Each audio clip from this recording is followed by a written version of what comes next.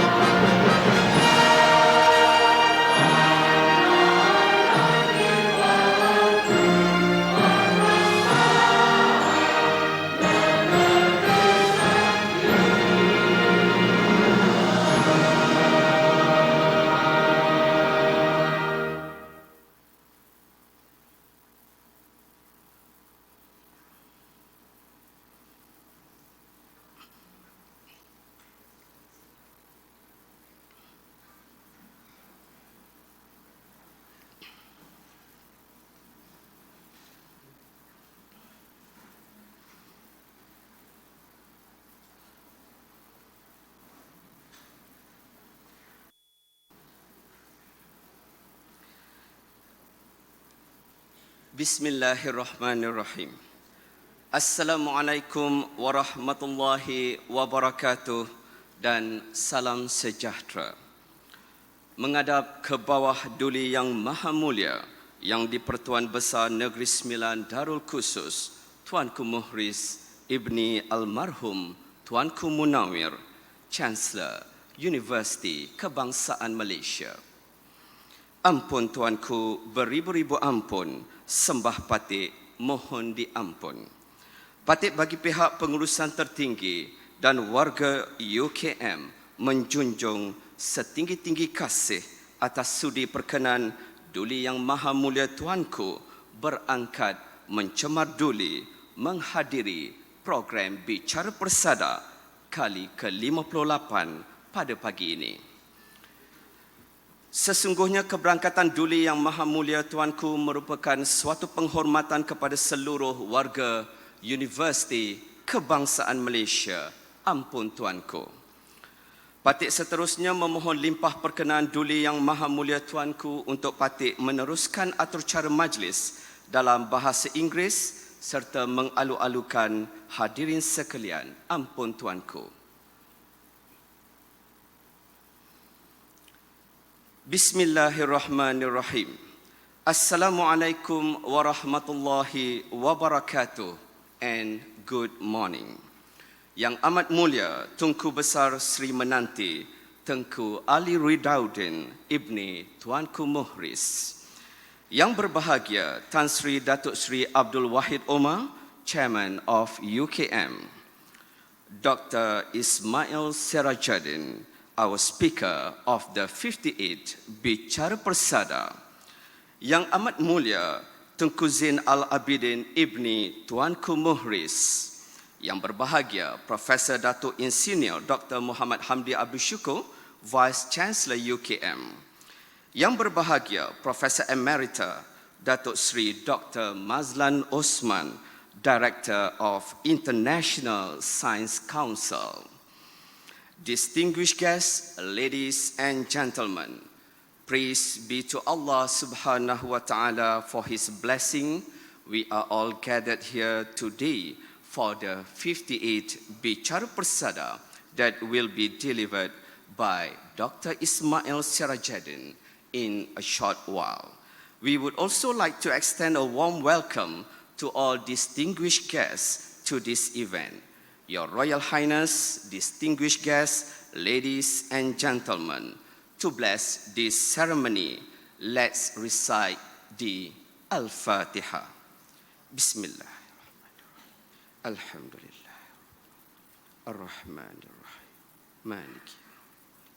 Iyyaka na'budu wa iyyaka nasta'in. Ihdinas siratal ladzina an'amta 'alaihim ghairil maghdubi 'alaihim waladdallin. Amin ya rabbal alamin. May Allah bless us. Menjunjung kasih Tuanku, Your Royal Highness, distinguished guests, ladies and gentlemen, prior to the delivery of Bicara Persada, let us introduce this morning's speaker. Without further ado, we would like to invite Yang berbahagia Profesor Datuk Dr. Harlina Haliza Haji Siraj, Director of Pusat Citra University, Citra UKM, to introduce our speaker for the 58 Bicara Persada.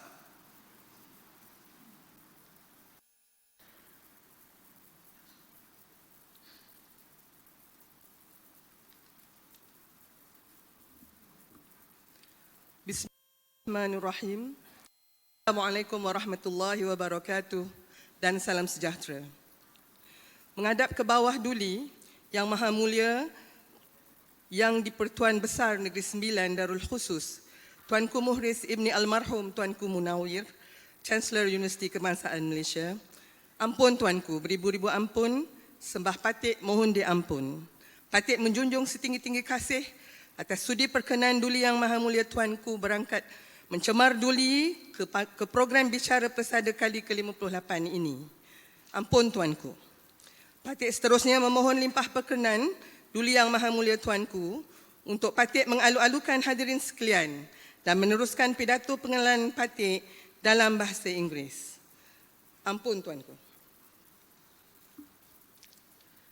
Yang amat mulia Tunku Besar Sri Menanti Tengku Ali Ridauddin Ibni Tuanku Muhriz, Dr. Ismail Serageldin, distinguished guest speaker of the 58th Bicara Persada. Yang amat mulia Tunku Zain Al-Abidin Ibni Tuanku Muhriz, distinguished guests, senior officers of UKM, ladies and gentlemen. Firstly, allow me to thank all of you for attending this 58th Bicara Persada. I'm extremely pleased to be with you this morning and to have the great honor and privilege to introduce our distinguished guest speaker today, Dr. Ismail Serageldin. Dr. Ismail is currently the Emeritus Librarian of Alexandria, Egypt, as well as the founding director of the Bibliotheca Alexandrina, and he is also the founding patron of International Science Council, ISC. Dr. Ismail graduated with Bachelor of Science degree in Engineering with first-class honors from Cairo University, Egypt. He earned his master's degree with distinction from Harvard University, followed by a PhD from the same university 4 years later. Currently, as well as in the past, Dr. Ismail serves as chair and member of numerous advisory committees for academic, research, scientific, and international institutions, as well as civil society efforts, including as co-chair of the Nizami Ganjavi International Center, and serve on the advisory committee of the World Social Science Report for 2013 and 2016, as well as the UNESCO-supported World Water Scenarios, and the Executive Council of the Encyclopedia of Life, and chairs the Executive Council of World Digital Library. He also co-chaired the African Union's high-level panel for biotechnology and for science, technology, and innovation, and was a member of the ICANN panel for the review of the Internet future. Dr. Ismail has published over 100 books and monographs and over 500 papers on a variety of topics, including biotechnology, rural development, sustainability, and the value of science to society. He has hosted a cultural program on Egyptian television, over 130 episodes, and developed a TV science series in Arabic and English. Due to his significant contribution for the progress of science, technology, and humanity, Dr. Ismail has received over 40 honorary doctorates and 20 distinguished awards from all over the world. It is indeed not surprising if Dr. Ismail is sometimes referred to as the most intelligent man in Egypt. And if you happen to surf Dr. Ismail's website today, this is what is written as his credo. The world is my home. Humanity is my family. Non-violence is my creed. Peace, justice, equality, and dignity for all is my purpose. Engagement, rationality, tolerance, dialogue, learning, and understanding are my means. With outstretched hands, we welcome all those who share these beliefs. Without any further ado, with great pleasure and honor, I now invite our distinguished guest speaker, Dr. Ismail Serageldin, to deliver his lecture entitled Global Ethics, a Values-Driven Approach to SDG 2030. Ampun Tuanku, sekian saja sembah pidato pengalaman Patik, menjunjung kasih Tuanku. Sekian wabillahi taufiq wal hidayah. Wassalamualaikum warahmatullahi wabarakatuh.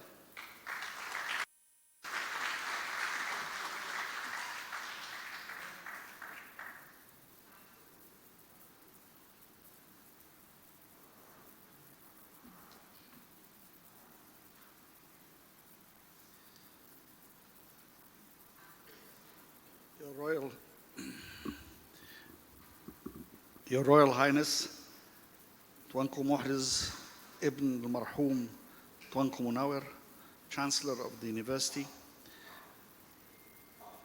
Your Highnesses, distinguished guests, Excellencies, ladies and gentlemen. I have been given quite a challenge today because the issue of ethics and the world as we would like to see it is the same as the issue of the world as it is. And we have every right to ask why. And just do this a little bit like that.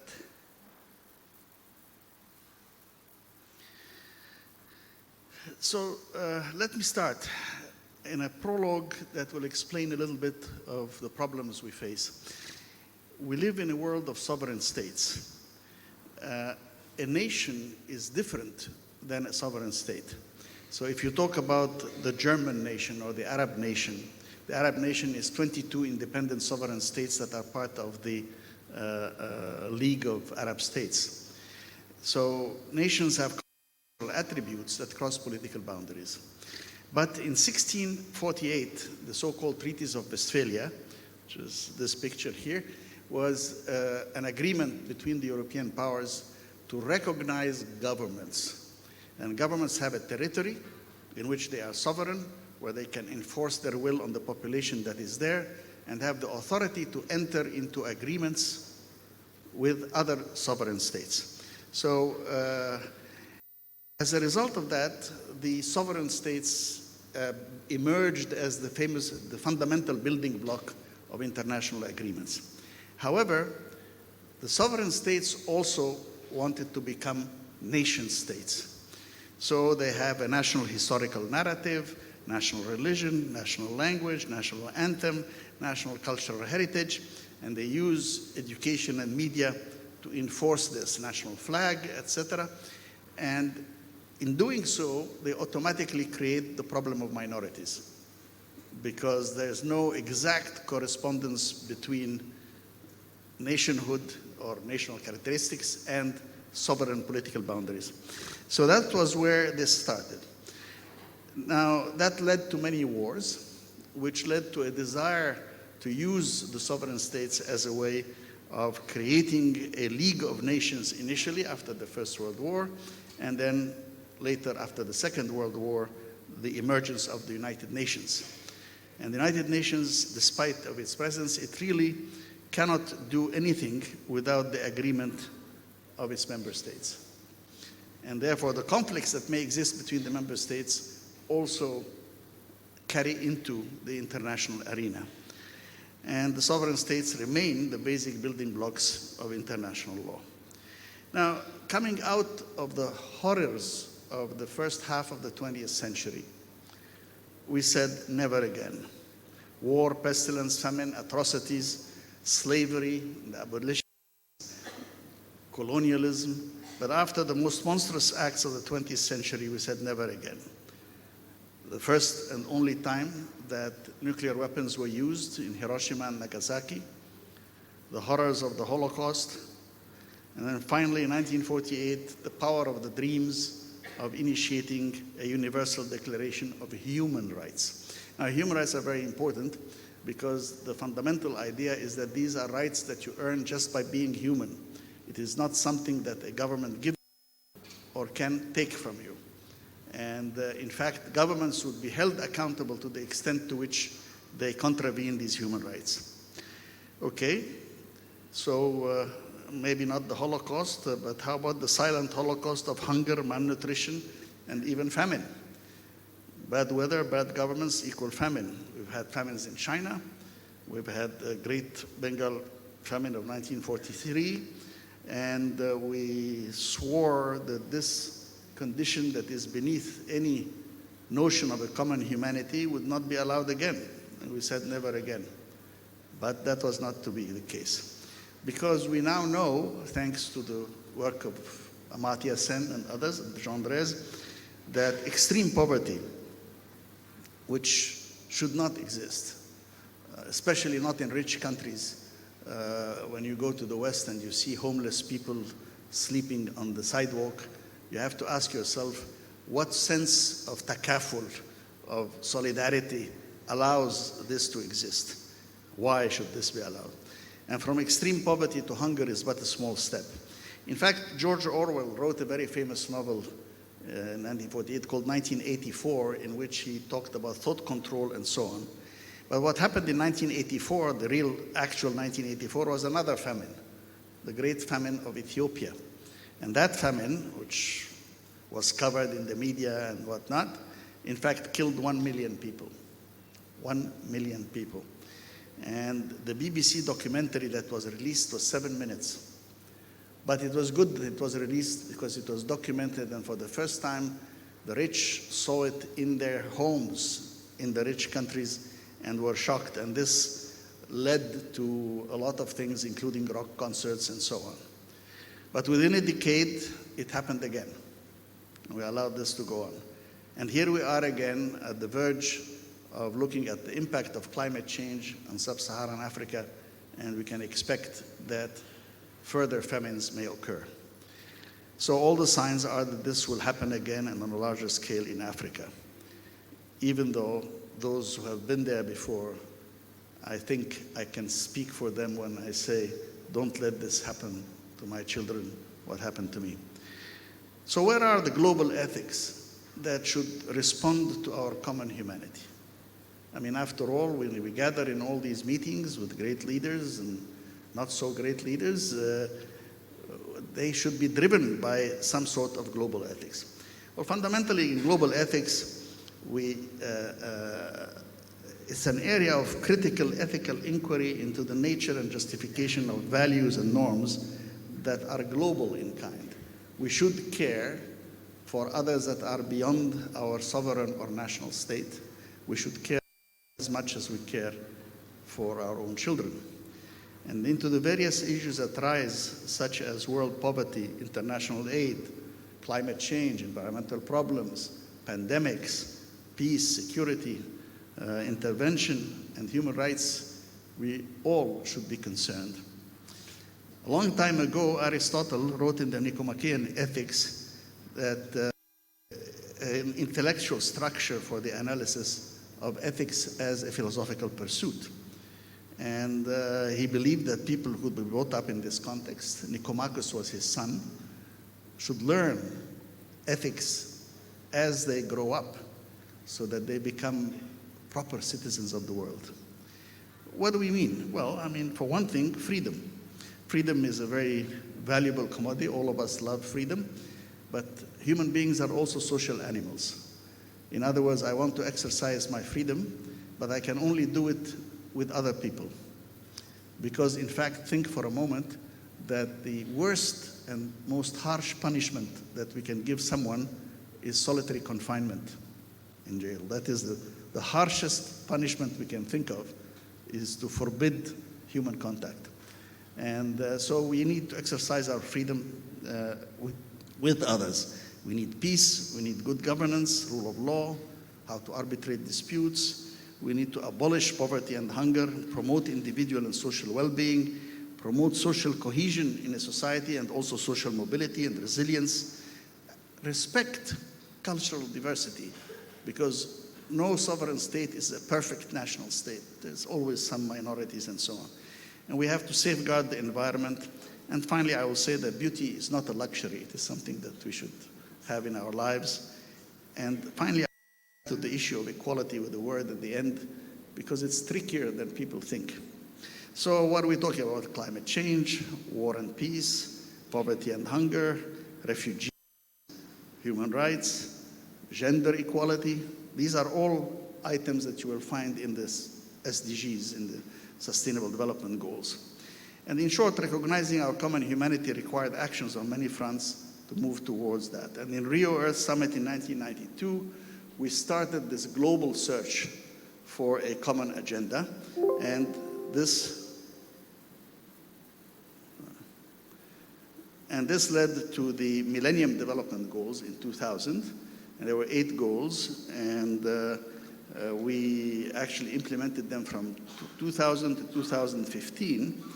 And then we moved from there to the Sustainable Development Goals, which are much bigger, much more ambitious, to cover us from 2015 to 2030.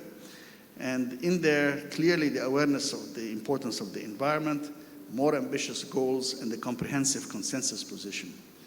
There are the 17 Sustainable Development Goals that were adopted by all the nations of the world in the year 2015 in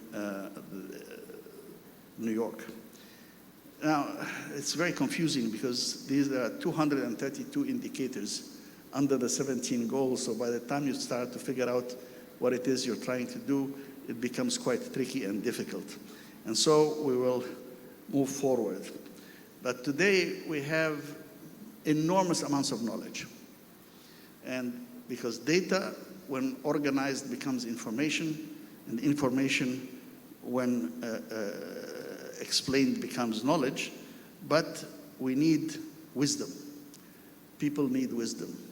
And wisdom is not the same as knowledge. In fact, it is knowledge plus values. And values are the basic output of thinking through an ethical construct. And it requires the insights of the social sciences as well as the profound thoughts of the humanities. Values, we can debate how to organize them, But we can more or less agree, all of us, on certain universal values: honor, courage, compassion, common sense, dignity, loyalty, respect, fairness. Nobody disagrees with any of these. I would add to that old list, love of nature, and that we did not inherit the earth from our parents, but we borrowed it from our children. It's a nice saying from the Native Americans. Appreciation of the arts. And science comes not just to help provide data and insights. I submit that the practice of science requires enormous values. Now, there's a distinction between the fact that the output of scientific work is value neutral. I mean, if I say the distance between the sun and the earth is an astronomical unit, okay, that's value neutral. But to produce that, I require certain values. What do we mean? Well, let's look at the values of science. Incidentally, the scientific community rigorously polices itself, and in fact is much, much more rigorous in doing that than any other community that I know. So what are these values? The first is truth. There is zero tolerance for the fabrication of data. There is no alternative facts. There is no fake news. There's no post-truth world. All of that is totally unacceptable. Any scientist who fabricates his data, I mean, he may interpret the data in error, that's a different story. But to fabricate data, they are ostracized from the scientific community. The second worst crime is plagiarism, because we respect honor, to give place of credit due to whoever came up with our idea. In fact, Mr. Allison, who is a Texan, proposed the idea of using the immune system against cancer 30 years ago, and he was kind of considered a bit on the fringe groups. But finally, about 3 years ago, they managed to mobilize and weaponize the immune system to fight cancer, and they received the Nobel Prize, and they went back to him. And he co-shared the Nobel Prize, even though he had been left aside for almost 30 years. So plagiarism still exists, but real science fights it. And the values of science are forged by student practice and teacher example. But science is not just about diligently working like ants. We value creativity and imagination above all else. And as Einstein said, imagination is more important than knowledge, because knowledge stays within what we know, but imagination allows you to dream of what will be. It takes a lot of imagination even today to deal with quantum physics and quantum realities, which are very difficult to imagine. But that's the reality that we live in now, and there's no limit to what may be explored, no fear to tread in unknown path. And science is unique by having constructive subversiveness. What do I mean by that? I mean by that our respect for Newton is not diminished by the fact that Einstein showed us that Newton was only an approximation. And we respect Einstein. And we expect and anticipate and want the person who will take us the next step and destroy the current paradigm, because that's how science advances. So there is no authority on anything. Everything is up to be questioned again. And all of these great people have made their contributions at different times, and others will continue to do so. How does that come about? Well, it requires a tolerance of engagement.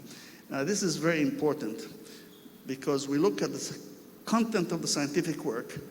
It's not the person who produced it, regardless of their nationality, the color of their skin, the God they choose to worship, or the ethnic group they were born into, or their gender.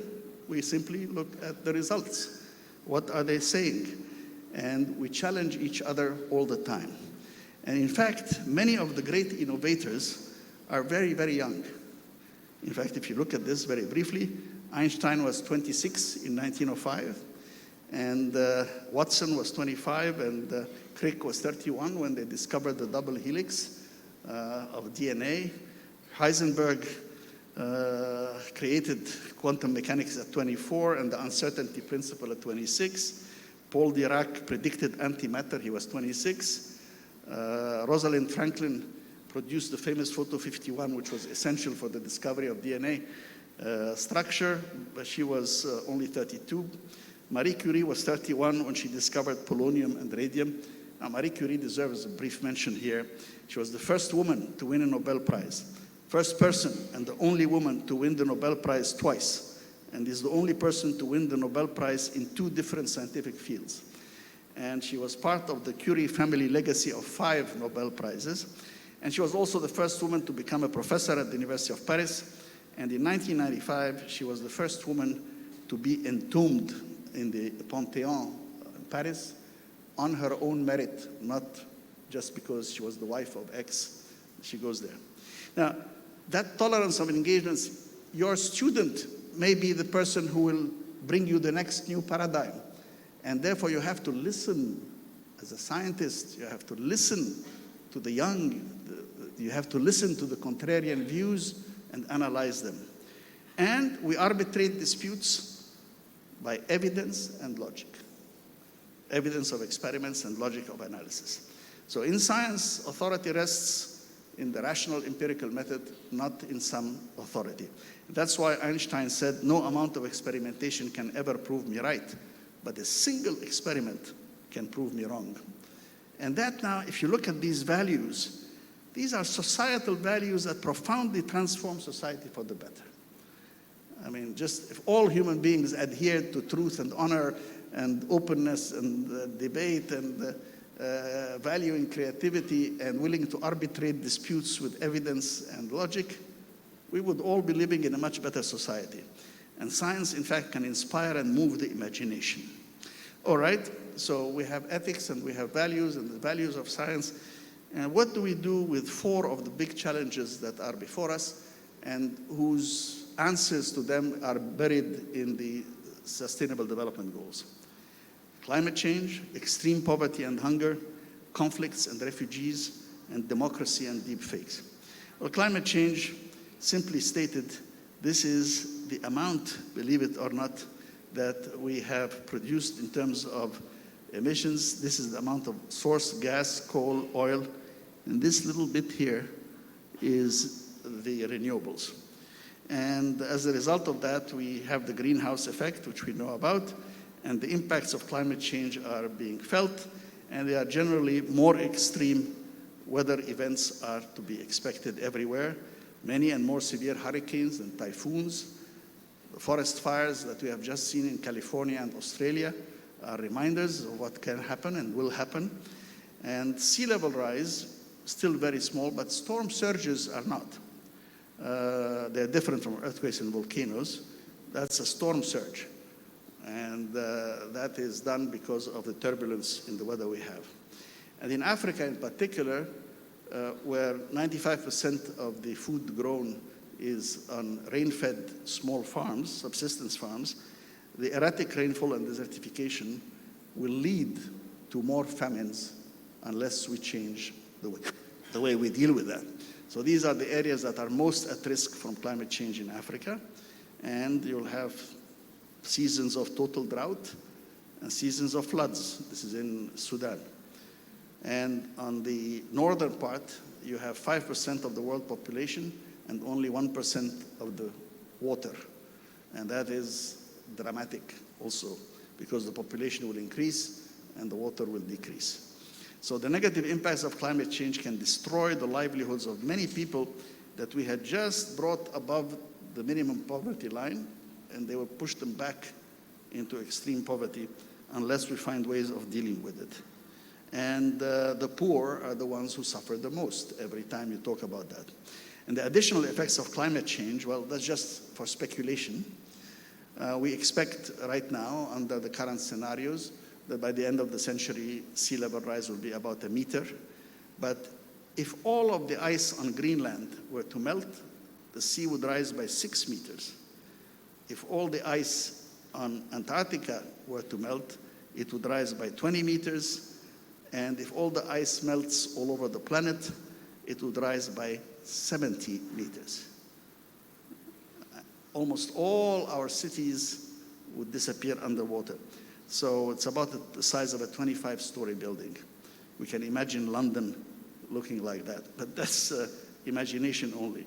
But sea level rise is real and coming, and saltwater intrusion is affecting, for example, the northern delta of Egypt, where much of our agriculture is going on, and saltwater intrusion is part of sea level rise.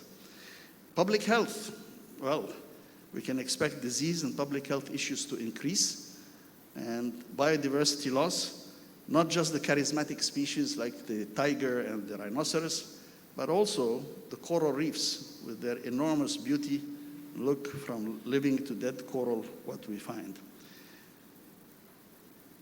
Here's the bleached and dead corals, which incidentally have now claimed 80% of the northern part, the northern tier of the Great Barrier Reef in Australia. So climate change is the most serious issue facing humanity, and we've been working on it for the last 30 plus years. We created IPCC in 1988 and presented its first report at the Rio Earth Summit, and we celebrated its 30th anniversary on 2018.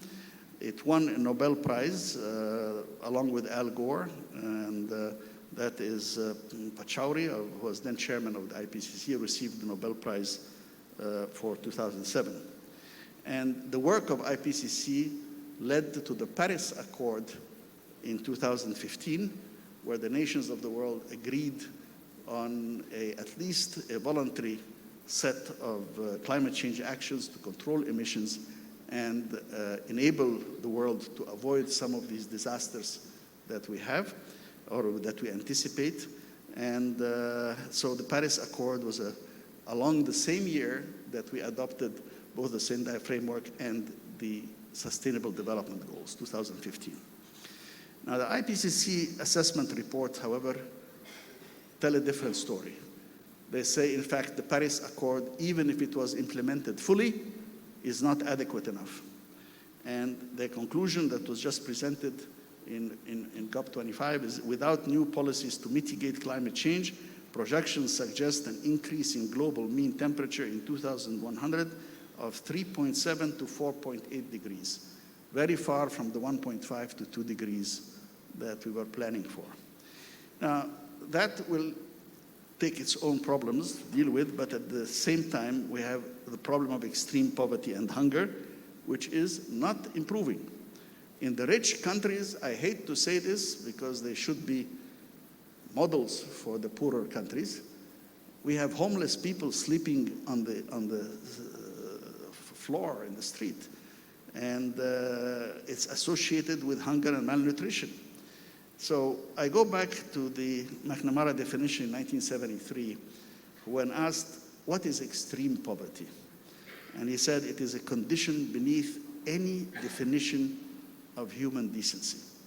So if we are driven by ethics, if we are driven by such concerns, then the issue should not be just whether the cutoff for extreme poverty should be $1.9 per day in 1990, etc., all these kinds of calculations that I used to be involved with in the World Bank.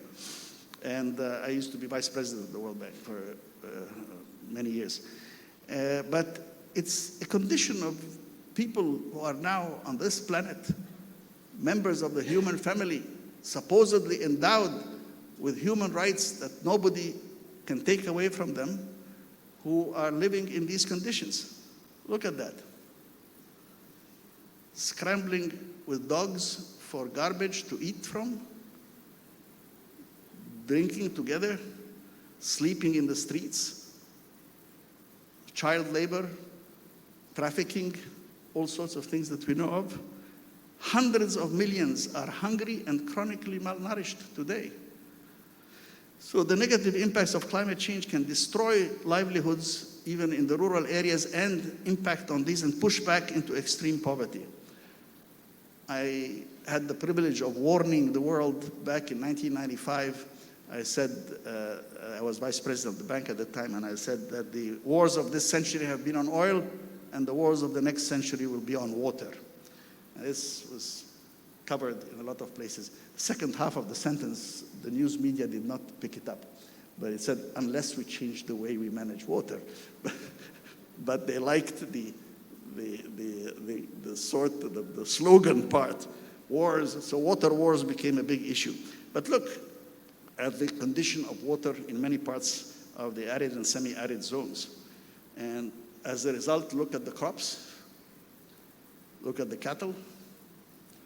So, desertification. And on top of that, in many of the poorest regions of the world, we have conflicts. So, Africa, they have current conflicts that destroy livelihoods and induce out-migration. You can see the tanks going one way and the people leaving the other way. They have everything that they own in the world. She's carrying it on her head and in her hand, and that's it. And we've seen Syria with 4.5 million people out. These refugees have no place to go. They're still fighting in the ruins of the cities in Syria. And I'm a librarian, so I'm deeply touched by that picture. Does the kid need books or bombs? I mean, let's think. But it's a fact, that's where we are. And food and nutritional insecurity rises with civil conflict. And this is all over the continent what you have. 25% of Somalia is gone. Millions of refugees in the Middle East. And at a time when Europe cannot accept 1 million refugees without having a major problem. Europe is 510 million people. That's the EU. And if you take all of Europe, it's 809 million people. They had difficulty at adopting 1 million refugees. Lebanon and Jordan, very tiny countries, each took 1.5 to 2.5 million.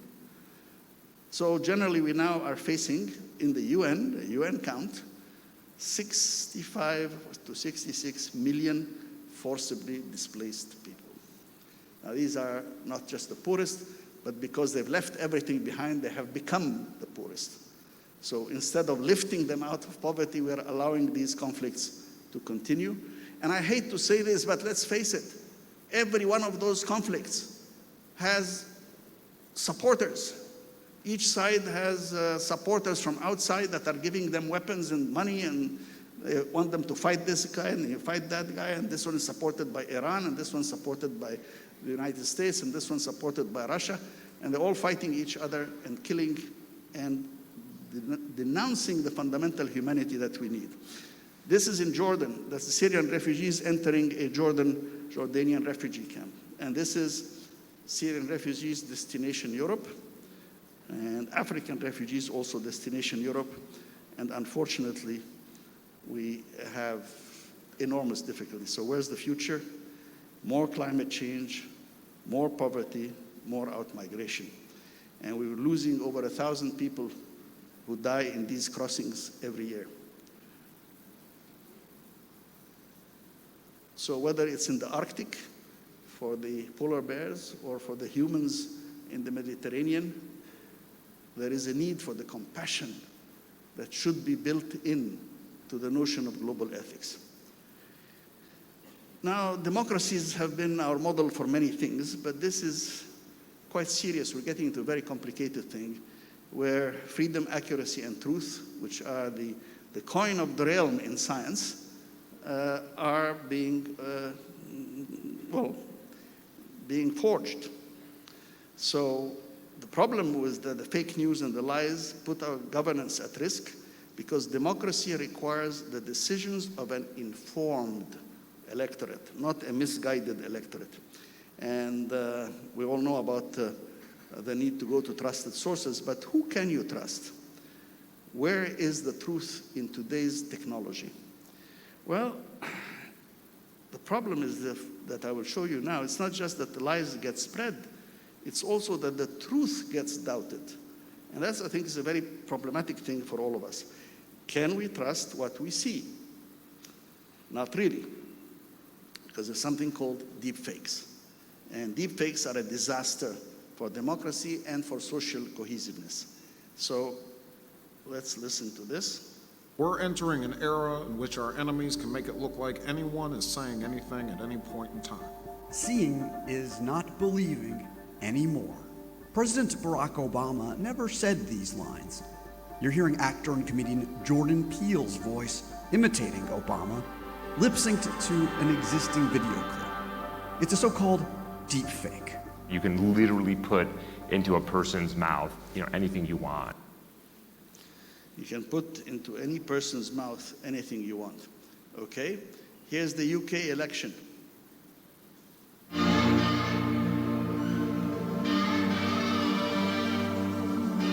I wish to rise above this divide and endorse my worthy opponent, the Right Honourable Jeremy Corbyn, to be Prime Minister of our United Kingdom. I'm urging all Labour members and supporters to consider people before privilege and back Boris Johnson to continue as our Prime Minister. Okay, so they just explain how they made these videos, but fundamentally it's a very big challenge. This is a cutting-edge and rather scary new technology that involves creating hyper-realistic videos that are fake, as the name suggests. The word deep fakes comes from deep learning, which is a type of artificial intelligence, and, well, fake. The first time we really heard about this is when someone created a super realistic video of President Obama giving a speech about things he never said. The video looked real, it looked like the president speaking. Since then, the technology has gotten better and better, and we're seeing a lot of other examples of these hyper-realistic videos that look like it's a famous celebrity or an ordinary person doing or saying things they didn't actually do. If you go into certain dark corners of the internet, you can find what people say are hardcore pornography with celebrities like Jennifer Lawrence or Emma Watson, but these are fakes. The software has gotten a lot cheaper, so it's become a lot easier to make these videos. Software got much cheaper and much better, and it's getting easier and easier to fake anything that anybody This did not is say. a cutting edge and rather scary new. So I believe when I'm asked about that, should we ban things? I don't know, but there'll be some regulation. But education is really the only way to teach people, ideally everyone, to handle all that they see on the internet in a systematic and critical way, systematic and critical. So how? Well, schools in Finland, for example, have already started. They are very advanced, they have laptops everywhere and iPads, and they teach students critical thinking and encouraging them double, triple check before you hit like or share, showing them how to cross-check information, and above all, civility in discourse. Don't bully people, don't attack people. The other thing we could do is to regulate the platforms.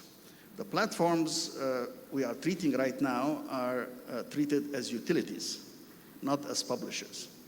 So if a utility is not responsible for it, they only provide the service, so that you would say, for example, a telephone company is not responsible for what you say on the telephone.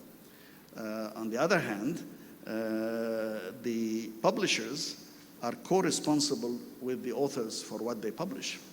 So that would bring a shift in the attitude of the platforms towards thinking more about spreading lies and rumors. But fundamentally, we also have to deal with social behavior.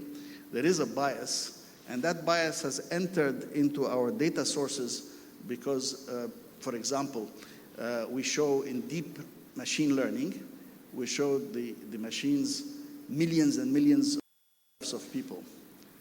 Well, there are much fewer black people than there are Caucasians in those pictures. And as a result, their error margin on black people is higher than on white people in recognition. That's a bias that's in the data sets. Can be fixed, but there's a confirmation bias within each of us. These are the objective facts, and this is what I believe, and this is the part of the objective facts that I go for. That confirms my beliefs. So I say, see, there's a study that was done here that says the following thing. Not all the studies, what did they say, but I start to confirm that bias. And I spread it by social media with the result that we get more and more polarization in society and less civility. Now, global ethics are also the responsibility, special responsibility of librarians. Librarians have, as we said, we have data, information, knowledge, and wisdom. And wisdom, we said, was knowledge and values. Well, how do we translate that? Well, librarians defend values, so I would say wisdom is libraries plus librarians, because we are there to defend them. And in fact, there are several cases which stand out and deserve that. And the old public library used to be at the heart of the promotion of civic values in all small communities. And no matter how small it was, and no matter how modest. This, incidentally, was in Iraq, and this guy left his books and went to pray. And we asked him, aren't you worried about somebody taking your books? And he said, those who read don't steal, and those who steal don't read. So I think it was very touching to have this. I mean, all he has is a few books, but he has like a little library, a lending library setting up there. So values, we are always standing for certain humanist values: openness to knowledge, pluralism, sharing, thinking, critical thinking, community values. And these values will remain even as the world changes in terms of technology. So you have to stay true to your values. So let me give you two great examples. Example one was American libraries during the Patriot Act controversy. After 9/11, the Americans passed a law, a draconian law, called the Patriot Act, and when the wars in Iraq and Afghanistan, and I want you to support the war on terror and so on, and you're either with me or against me. And the bombing went on and everything went on. But in the US Patriot Act, there was a clause that said that the FBI can go and ask a librarian what Mr. Serageldin was reading, what books was he reading. And they're forced to give the information, and they cannot tell anybody, not me, not their lawyer, not their boss, that the FBI asked for that information. So they couldn't even talk to a lawyer. And then the American librarians responded. These 4 librarians from Connecticut, the Connecticut 4 as we call them, said, to hell with this. We will declare publicly that we have been approached, that this is against our freedom of thought, fundamental principles. We don't hold people guilty because they read something.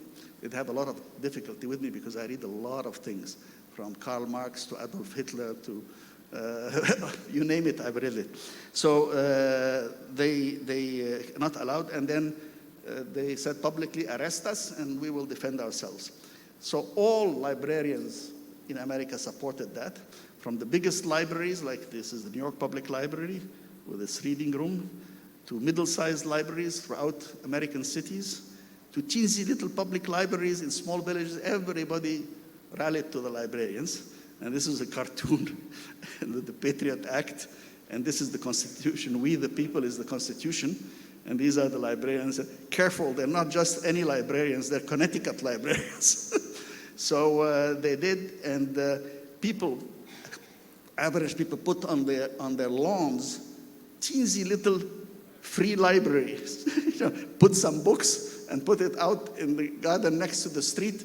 Freedom of reading is a fundamental human right, and the public, actually 80% supported the librarians. And as a result, they won that battle. And it's a good reminder that Edmund Burke said, the only thing necessary for the triumph of evil is for good men to do nothing. And that's very true. So let's keep it up, stand for our values and our principles. Example 2, I've been very involved with it, and that's the Library of Alexandria. Now, the Library of Alexandria was a pet project of Mr. and Mrs. Mubarak, mostly Mrs. Mubarak. And then came the Arab Spring, and in Egypt and many other Arab countries, you had explosions of people power. Tens of millions of people went into the streets. This is Tahrir Square, empty. Tahrir Square at the time of the demonstrations. And then this was, of course, desired, not Mubarak and not Gamal, his son. And I was in Alexandria, of course. This is the university campus here. That is the Library of Alexandria. And these are the 2 main streets, these 2 red streets here. This one is the Corniche, next to the sea is the Mediterranean is at the bottom. And the demonstrations would come onto these streets. And there's no walls around the library. No walls, no gates, no nothing.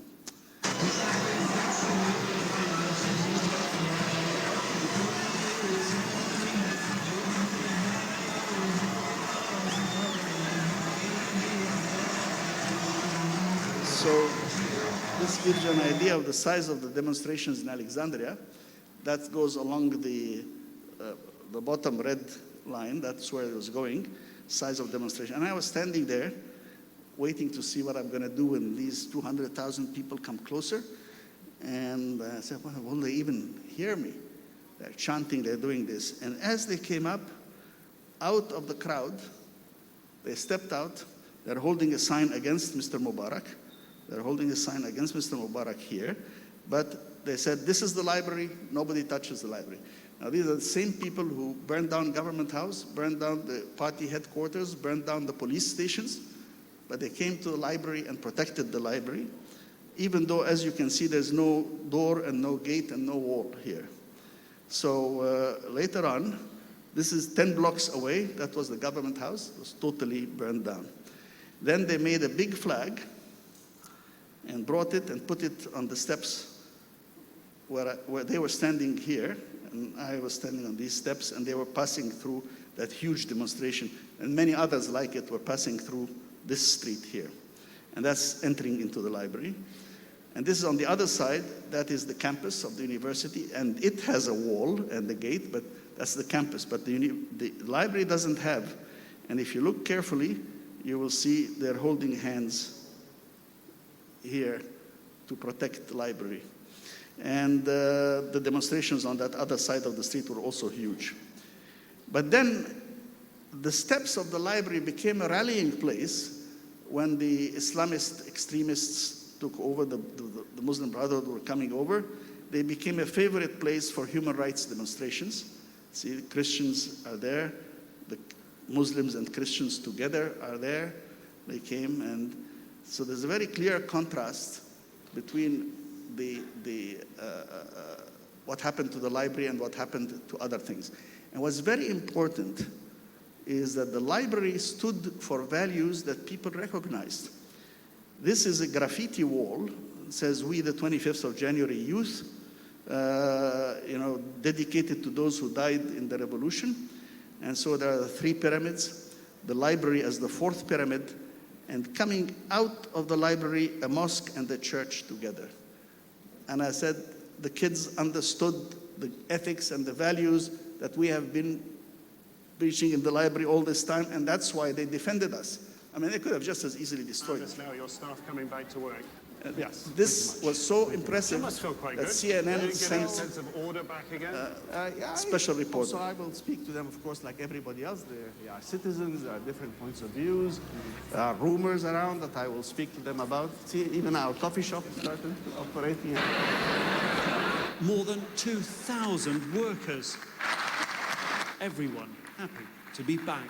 There must have been a moment when you were standing there. There was the moment for you where you think, no, this could happen and they could come in. And then you saw it change. My confidence is there from the first day. We never built barriers. We never built walls. We never built gates that could be locked.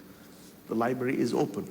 The doors of the library are in glass, as you saw on both sides. There's nothing that prevents anybody from destroying this building with all its treasures, except the will of the people.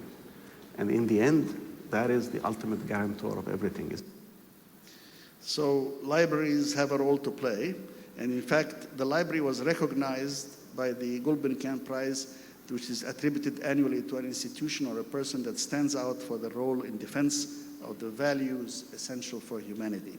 So from there we moved on, and the library remained true to its activities. So we now have these problems, we have these values, but why are we scientists not as able to communicate with the public as we should be? Well, 2 things. One, we simplify things, or we don't simplify enough. So I speak now for the International Science Council, which brought together the social and the natural sciences together. And number 1 rule I would say to people is simplify. For example, United Nations, these are the Sustainable Development Goals. We saw the complexity of that, but look how nicely simplified they are in this very simple communication. And that's what we need to do. We need to avoid jargon and avoid equations when we talk to the public. So this graph, for example, on climate change, which we were just discussing before that, where I said it'll be very difficult to reach the desirable net zero emissions by 2050. It's very difficult to read, but simplify. Look at this graph, how beautiful it is. So, okay, these are emissions, and this is the temperature, and this is today. We are here at this peak, and that's the target temperature that we want.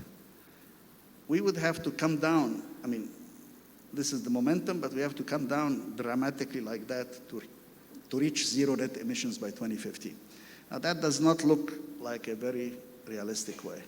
And then after reaching zero net emissions, we have to go into negative emissions. And even then with that, we will probably have a temperature overshoot, but with negative emissions, we may be able to bring it back together again. And that rapid decarbonization is not gonna happen unless we change everything we do. Now, that graph is readable. I mean, you can discuss that with an average person, but you really cannot discuss this. And incidentally, if you notice here, the 1.5 degree, 1.2 to 1.7, is way off the chart down there, not likely to happen. So that's one. And then when we write essays or something, we should write, especially in the paper, a good, what the newspaper people call a good lead. In the first paragraph, you should answer who, what, when, where, and how, and a key event in the story, and relate it to fundamental principles. And then, when you talk about scale, it is very difficult to talk about scale. So instead of saying that a strand of DNA is 2 nanometers across, we can say a human hair is 50,000 times thicker than a strand of DNA. Factually correct, the two statements are correct, but very different. And if the DNA from all our cells were put end to end, it will go back and forth to the moon 8,000 times. That's the way to talk to a general audience. A femtosecond. Dr. Zuhail won the Nobel Prize in '99, an Egyptian, for working at femtosecond speeds. Well, I was asked and I said to them, a femtosecond to a second is the same as 1 second to 33 million years. Because if you talk about 10 to the minus 15 and so on, nobody understands that. Whenever possible, use pictorial material. Here, one of my favorite slides. This is quality protein maize. And the simple way of presenting what quality protein maize is like, these 2 pigs are twins. One was fed regular maize, one was fed quality protein maize. No graphs, no numbers, no equations, no publication. It makes the point. And I think we need to communicate better with people. But we also need to understand that not everything has a single answer, or a single scientific answer. So let's look at reduced inequalities. And first of all, what is inequality? What is equality? Is it equality of outcome or equality of opportunity? Or do we just want to reduce inequalities? Is it all right if the rich get richer as long as the poor get a little bit better, even if the gap continues to grow? These are difficult questions. But let's assume equality as fairness. Okay, fairness, what's fair?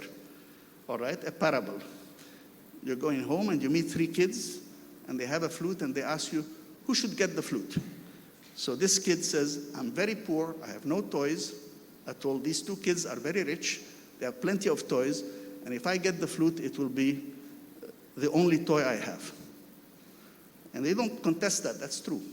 So you would say, okay, you take the flute. But let's rewind, back, same situation, and you come in and she says, I'm a musician, I love to play the flute. They love to listen to me while I play the flute. These 2 guys don't know how to play anything. They blow on it like a whistle, and they do terrible things.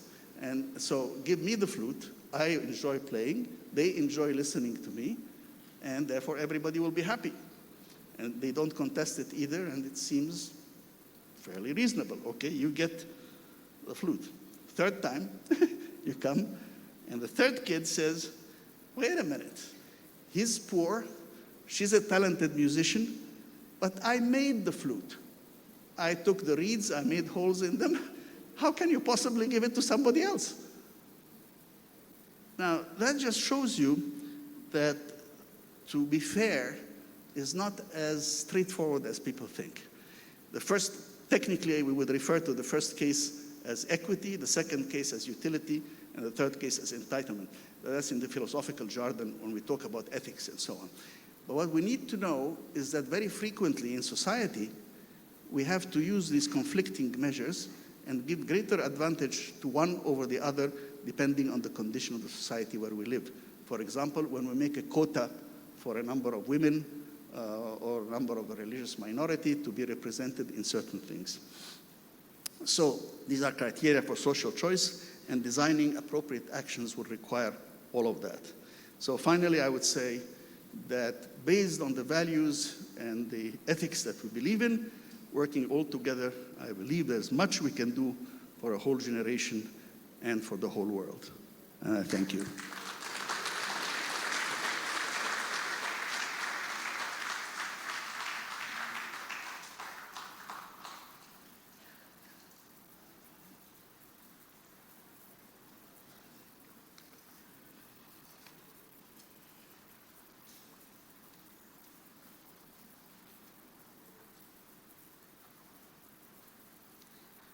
Thank you, Dr. Ismail Serageldin, for delivering the lecture.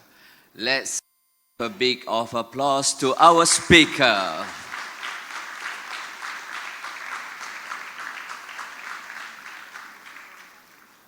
Ampun Tuanku, Your Royal Highness, distinguished guests, ladies and gentlemen. As a sign of appreciation to our speaker, we would like to invite Yang berbahagia Profesor Dato' Insinyur Dr. Muhammad Hamdi Abdul Syukur, Vice Chancellor UKM, to welcome and accompany His Royal Highness Tuanku Muhriz Ibni Almarhum Tuanku Munawir to present a memento of appreciation to Dr. Ismail Serageldin.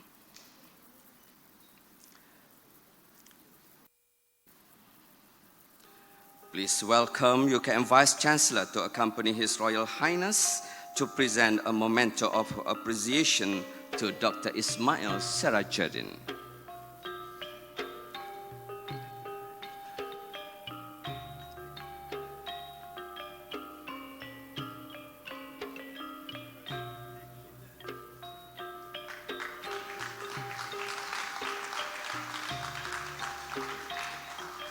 In return, as a sign of gratitude to His Royal Highness, please welcome Dr. Ismail Serageldin to present a memento of appreciation to His Royal Highness.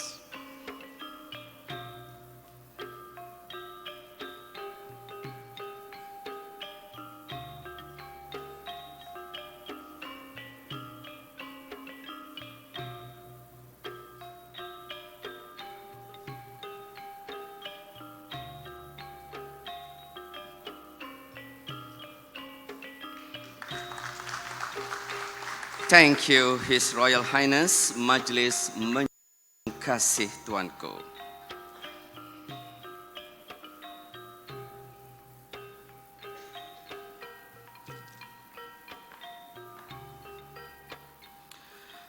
Your Royal Highness, distinguished guests, ladies and gentlemen, our appreciation and gratitude goes to our Royal Highness as well as our speaker for delivering his speech and sharing his knowledge in the 58th Bicara Persada. On behalf of the organizing committee, we would like to express our heartfelt thanks to all guests for joining us here this morning. Ampun Tuanku. Patut bagi pihak warga UKM menjunjung setinggi-tinggi kasih atas sudi perkenan duli yang Maha Mulia Tuanku berangkat mencemar duli ke program Bicara Persada ke-58 pada pagi ini. Sesungguhnya keberangkatan duli yang Maha Mulia Tuanku merupakan penghormatan tertinggi kepada seluruh warga Universiti Kebangsaan Malaysia. Patut sekalian mendoakan semoga Allah Subhanahu wa taala melanjutkan usia Duli Yang Maha Mulia Tuanku serta putera-putera di dalam keadaan sihat walafiat dan kekal memerintah di atas tahta kerajaan Negeri Sembilan dengan penuh keadilan dan kebijaksanaan. Sekian, wabillahi taufiq wal hidayah. Wassalamualaikum warahmatullahi wabarakatuh. The departure of His Royal Highness Yang di-Pertuan Besar Negeri Sembilan Darul Khusus, members of the audience, please rise.